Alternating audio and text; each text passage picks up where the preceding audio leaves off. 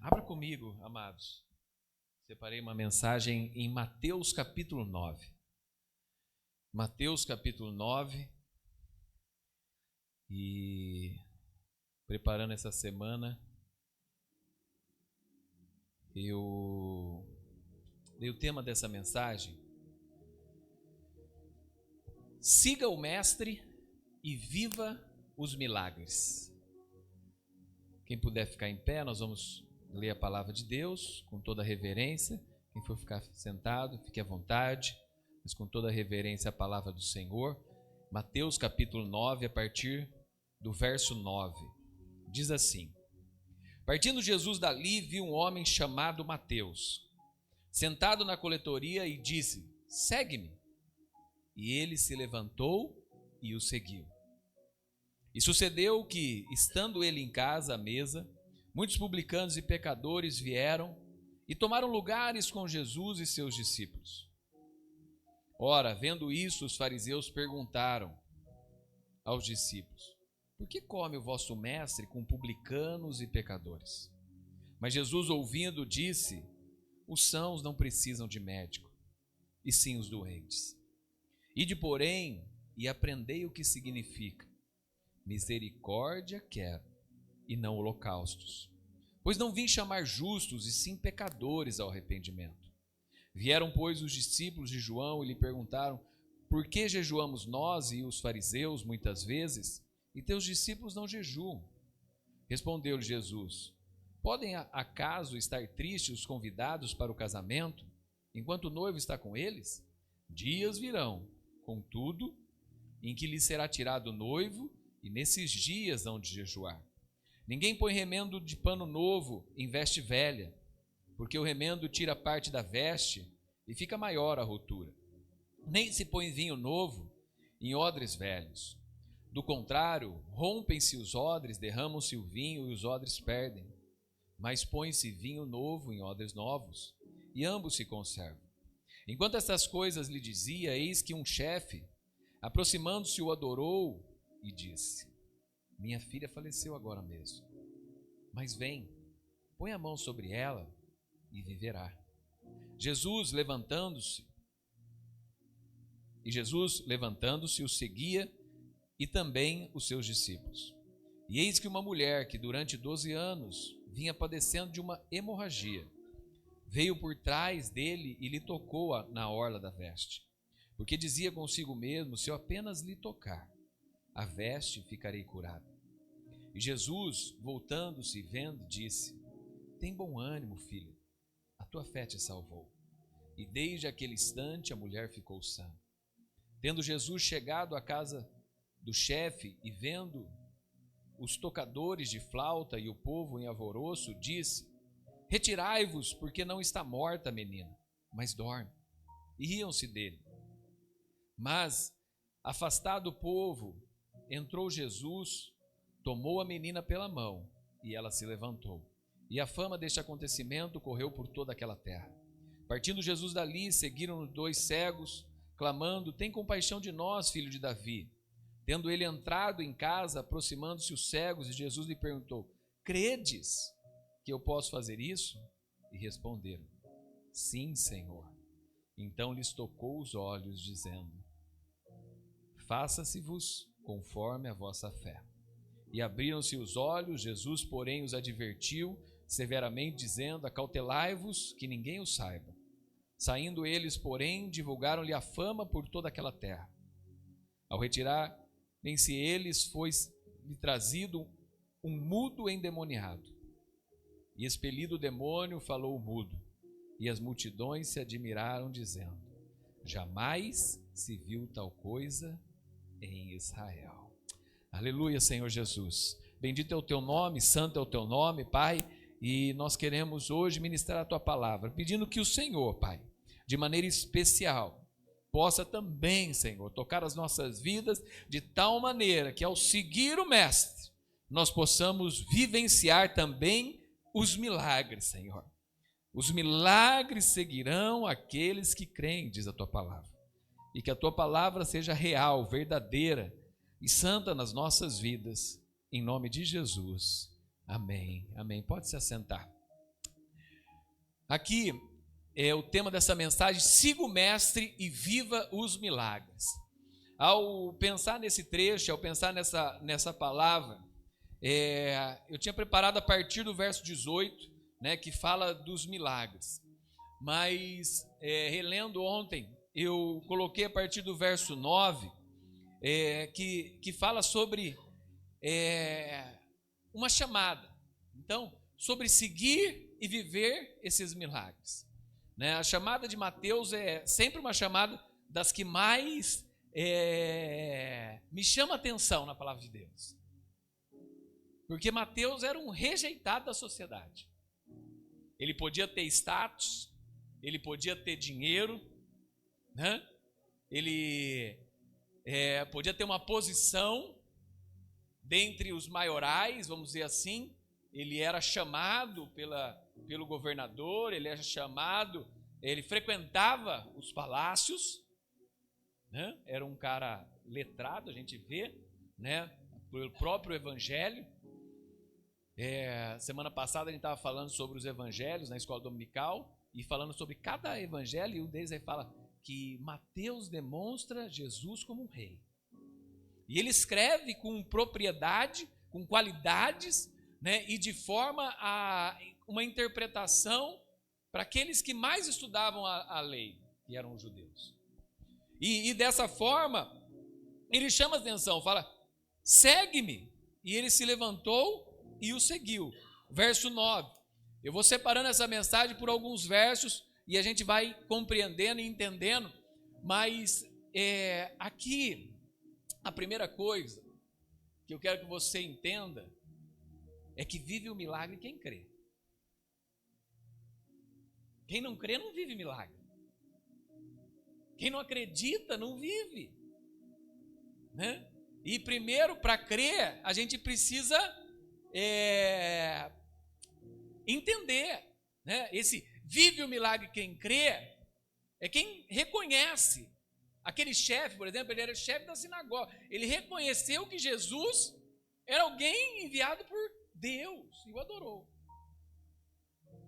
Mateus, com todo o seu intelecto, com todo o seu conhecimento, ele reconheceu que aquele era um mestre a ser seguido. E ele se torna seu aluno. Naquela discípulo, né? Aquele que seguia o mestre era aquele que seguia um mentor. Então ele se torna um aluno de um mestre. E ele entende assim que mais importante do que vivenciar o dinheiro, vivenciar a fama, vivenciar o poder, vivenciar os palácios, era vivenciar o reino de Deus. Então a importância desse processo, né? Fala que segue-me, e ele levantou-se e o seguiu. Deus é soberano e chama quem ele quiser. E a nossa resposta ao chamado de Deus deve ser segui-lo. Deve ser segui-lo, né?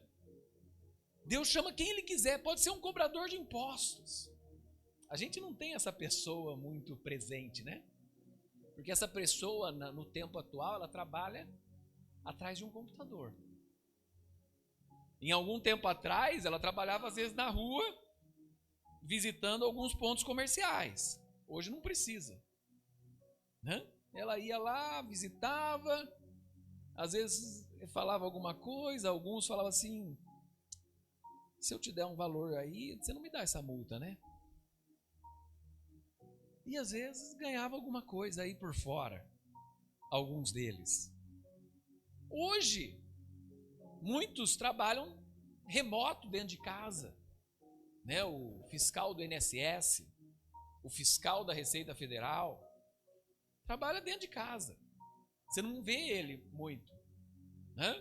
E às vezes não é uma pessoa que a gente vê. Talvez não é uma pessoa que hoje tem aquela fama que tinha naquela época. Ele era mal visto pelo seu povo, porque cobrava dinheiro do seu povo para entregar aos romanos. Mal visto pelo seu povo, porque cobrava o dinheiro, muitas vezes, de quem não tinha quase nada. E não interessava se a colheita deu ou não deu. Ele tinha um tanto para receber. E ele ia lá e cobrava. Tinha aqueles que eram misericordiosos. Tinha aqueles que não estavam nem aí. Não fala como Mateus era. Mas ele tinha má fama. E os seus amigos tinham má fama. Você via aqui no texto. Mas como? Jesus está comendo com publicanos e pecadores. Os amigos desses caras eram chamados de pecadores, né? Eram chamados de pessoas, né, corruptas, pessoas que viviam uma vida promíscua, pessoas que viviam, eram esses. E Jesus estava lá.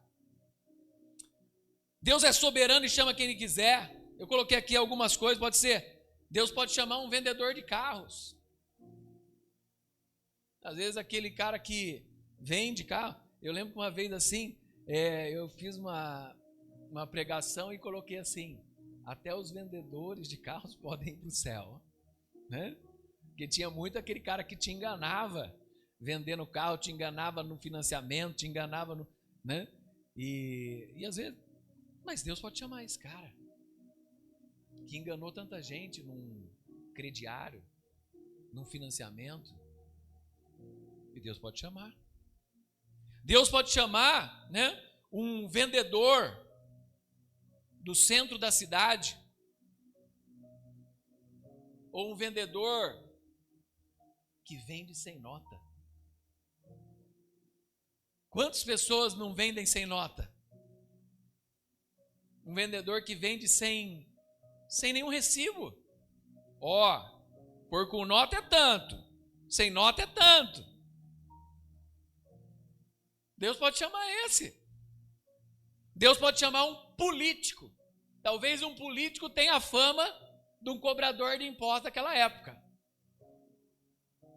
Deus pode chamar um político e mudar a sua vida.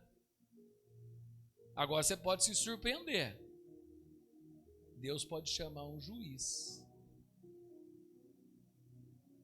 Deus pode chamar um juiz do Supremo Tribunal Federal. Deus pode chamar também, sabia? Era o tipo desse. E virou discípulo. Escreveu um dos maiores livros da palavra de Deus. Era letrado. Tinha conhecimento. Conhecia várias línguas. Né? Deus chamou esse cara. Mas sabe de uma coisa? Eu coloquei aqui, mas sempre que alguém é chamado, ele é chamado porque ele está inquieto. Ele é chamado porque ele está buscando um significado para a vida. Ele não vai chamar um juiz do Supremo Tribunal Federal que não está buscando um significado para a sua vida. Ele não vai chamar um juiz ali do Supremo Tribunal Federal ou um político que não está incomodado com aquilo que está fazendo. Ele pode até estar praticando coisas erradas, mas ele está inquieto. Ele não está feliz com aquilo. É aquilo que Paulo fala, eu faço aquilo que eu não quero e aquilo que eu quero eu não faço. Ele vai chamar uma pessoa assim, uma pessoa de coração quebrado. Provavelmente Mateus, dentre aqueles publicanos e pecadores, era alguém que lembrava dos ensinos do seu pai e da sua mãe. Provavelmente Mateus era alguém que já tinha ouvido a palavra e não tinha ainda se firmado nela. Quando a gente assiste um pouquinho do The Chosen e a chamada de Mateus, né, os primeiros, a primeira temporada, um dos primeiros episódios, a gente vê, né, que Mateus estava incomodado. É um exemplo, é alguém inquieto, é alguém incomodado. Então, alguém desse é alguém inquieto, é alguém que talvez fez uma coisa que não devia fazer, é alguém que não conseguia dormir porque estava praticando coisas erradas. É alguém que estava buscando um significado para a sua vida, mas não tinha encontrado ainda. E a presença de um Deus santo, na sua frente, o chamando, muda toda a sua vida. Vem, segue-me. Eu tenho algo para você, Mateus. Eu tenho algo para você que ninguém tem. O chamado do Mestre. Ao seu chamado nós devemos segui-lo. Outro trecho precioso desse aqui é quando eles falam assim, né, a partir do verso 11: por que o vosso mestre come com publicanos e pecadores? E a resposta é: Jesus, ouvindo isso, disse: não necessitam de médicos sãos, mas sim os doentes. Aqui é o ensino para a nossa vida e para a nossa caminhada. Jesus veio para quem precisa, quem busca, quem clama, quem crê. Jesus não veio para aqueles que não querem. Às vezes a gente quer mais ajudar alguém que não quer do que até Deus. Porque quem rejeita Deus, Deus o rejeita. Às vezes nós queremos, porque às vezes a gente tem sentimento, a gente tem algo, né? E fala assim: nossa, mas é esse sobrinho, ele não quer, ele está maltratando minha irmã, ele está maltratando minha família. Ai, Deus, mas ele não quer, ele não quer Deus. E sabe o que esse trecho nos ensina? Que Deus veio para aqueles que querem. Não dê pérolas aos porcos. Quem rejeita, Deus vai o rejeitar. Quem não quer, Deus não quer. Deus veio para todo mundo. Deus enviou o seu Filho unigênito para que todo aquele que nele crer não pereça, mas tenha vida eterna. É para todos, sem distinção. Deus ama a todos e ama igualmente. Só que a vida eterna é para aqueles que a desejam, é para aqueles que querem, é para aqueles que a buscam, é para aqueles que têm sede por ela. Sabe? E é importante a gente saber isso. E tomar cuidado com isso também na nossa vida, para a gente não rejeitar e não nos distanciarmos de Deus de tal maneira que a frieza venha sobre nós, que nós não busquemos mais as coisas de Deus. Sabe? É importante isso. Jesus veio para quem precisa, quem busca, quem clama, quem crê, mesmo que esteja na lama do pecado, mesmo que esteja na perdição, mesmo que esteja longe dos seus caminhos. Mas se crer, se clamar, Deus vai, Deus busca. E isso nós vivenciamos nessa viagem, sabe? Deus alcançando pessoas no meio do mundo muçulmano. Tem muita gente lá que não está buscando Deus. Tem muita gente lá que está vivendo uma religião. Tem muita gente lá que está vivendo simplesmente um padrão religioso. E tem muita gente lá afastada de Deus. Uma das cidades que nós fomos lá era uma cidade de traficantes, né? Gente vivendo no meio islâmico, cara, traficando, né? Gente vivendo vícios. Só que lá tem gente buscando, querendo Deus. E Deus envia um missionário que gasta 10 anos da sua vida, hoje numa igreja de 10 pessoas. Por enquanto, para alcançar 10 pessoas. Mas já alcançou muito mais nesse tempo. Mas ali, num alto custo, vivendo em uma cidade de custo europeu e atravessando a fronteira, né? 20, 30 quilômetros, andando ali, correndo risco de vida. Para 10 pessoas estão clamando. Provavelmente há 10 anos atrás algum clamou. Alguém ouviu uma palavra e alguém clamou a Deus. Deus tira um missionário aqui de Minas e manda para lá, para alcançar. E hoje tem uma igreja clandestina, com 10 pessoas convertidas. Sabe? Se clamar, não interessa onde vocês estejam, Deus vai enviar. E Deus vai levantar recursos. Deus vai levantar recursos.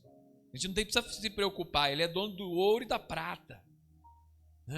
E às vezes a gente se preocupa. Deus está levantando. Ele falou que alguns anos atrás, a pessoa começar a trabalhar lá, porque o custo de vida é muito alto, é em euro. É em euro. E hoje ele faz design de interiores, trabalha com madeira lá e faz também, né? Então ele faz, além da escola de futebol, sabe? São coisas que Deus vai levantando. O próximo trecho, verso 11, e porém aprendei o que significa misericórdia quero, e não holocaustos, pois não vim chamar justos, e sim pecadores ao arrependimento. Você viu como reforça essa tese? Deus não veio para chamar pessoas que se acham, que estão acima dos céus e da terra, que não querem nada. Eu não preciso de nada, eu não quero nada. Às vezes uma pessoa dessa só reconhece Deus num leito de hospital. Às vezes uma pessoa que tem tudo só reconhece Deus quando a doença chega. Deus não veio chamar justos, mas sim, pecadores ao arrependimento. Esse trecho, ele tá em Oséias, onde Deus diz, Oséias 6,6, onde Deus diz, pois misericórdia quero e não sacrifício, e o conhecimento de Deus mais do que holocaustos. Sacrifício representa rituais religiosos. Deus não quer que a gente fique fazendo ritual, oferta, cerimônia, sabe? Deus prefere um coração puro do que uma oferta de milhares dentro da sua casa. Às vezes você pode, dou 10 mil, dou 20 mil, mas Deus quer o seu coração puro mais do que isso. Deus quer o seu interior, mais do que você pode dar exterior. Uma oferta do melhor animal, uma oferta do melhor isso é importante? Sim, mas mais importante do que isso é o seu coração, é o seu interior. Sacrifício representa esses rituais religiosos, oferta, cerimônia. Já a misericórdia aponta para a compaixão, aponta para o amor ao próximo e para a verdadeira obediência a Deus dentro do nosso coração. Misericórdia é aquilo que eu pratico com o outro, é a miséria do meu coração, em compaixão com aquele que precisa, e ao mesmo tempo a obediência interior minha a Deus, interiormente. Jesus está dizendo, vocês estão focados mais no ritual, vocês estão focados mais na aparência de santidade, mas estão negligenciando a essência da lei, o amor, a compaixão, a obediência e a justiça. Vocês estão focados mais no externo do que no interno. Jesus olha para o interior. Misericórdia quero, não holocaustos. Trazendo para os nossos dias hoje, não é a beleza da nossa aparência, não é o que eu posso fazer em público, não é o que eu posso dar, mas é o quão purificado e santo está o meu coração, ofertando para aquele que precisa, ajudando aquele que necessita, sabe? E buscando um interior limpo, buscando um interior santo.